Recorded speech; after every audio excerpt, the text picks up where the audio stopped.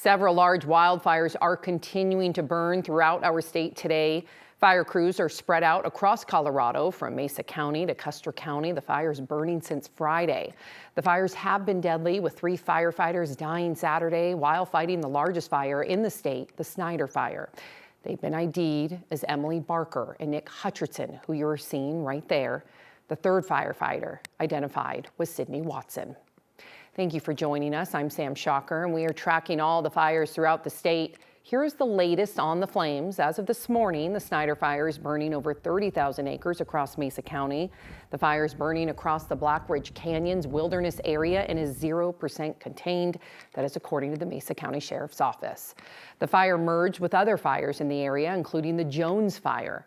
In Custer and Pueblo County, the Aspen Acres fire is burning over 22,000 acres and is 0% contained.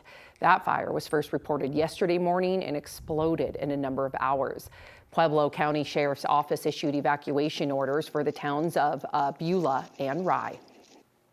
Finally, the Ferris Fire, which began as 3 separate fires, has now grown to over 20,000 acres. Lightning is suspected to be the cause of that fire that started on Saturday. The Dolores County Office of Emergency Management issued evacuation orders and pre-evacuation notices in the area. That fire is 0% contained.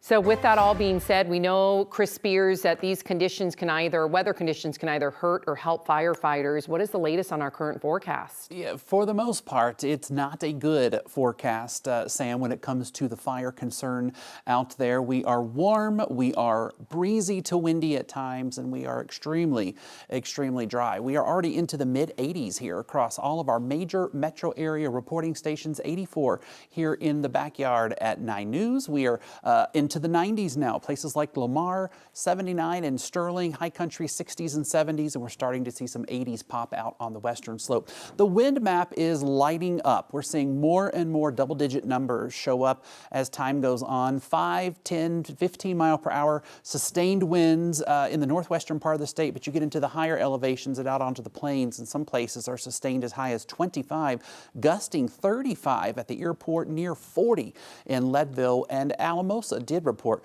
a 40 mile per hour gust at the top of the hour. Red flag warnings for a large part of the state. This will go through 9 o'clock tonight. Air quality alerts for a large part of the state.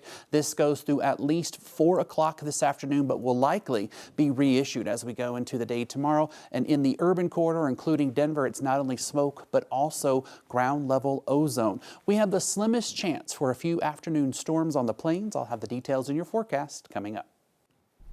All right, Chris, thank you. With so many large fires burning across our state, several fire departments are sending some of their crews in to help, raising questions about how local responses could be impacted. 9 News reporter Janelle Finch has the answer.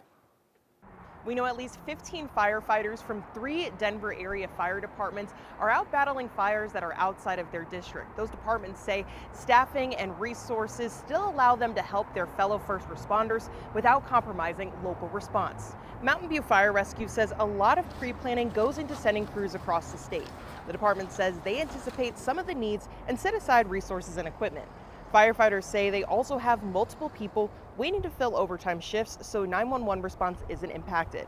Mountain View sent a handful of their members to the Colorado-Utah state line this week. The fire management officer says they're prepared to stay for several days. So we sent 4 individuals from our program. They are in a Type 3 engine, which is a little bigger of a wildland apparatus, and here locally we call it an interface.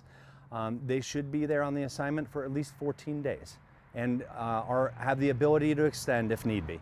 Colorado isn't just sharing frontline resources. Governor Jared Polis says more than 20 air resources are moving between the fires right now. He says they're moving based on needs and conditions. In Denver, Janelle Finch, 9 News. It is primary election day here in Colorado, with voters deciding who will advance to the general elections this November. And of course, over here on 9 News, we are tracking it all. The highest profile race will be the one for governor. Democrats will have the choice between U.S. Senator Michael Bennet and Attorney General Phil Weiser.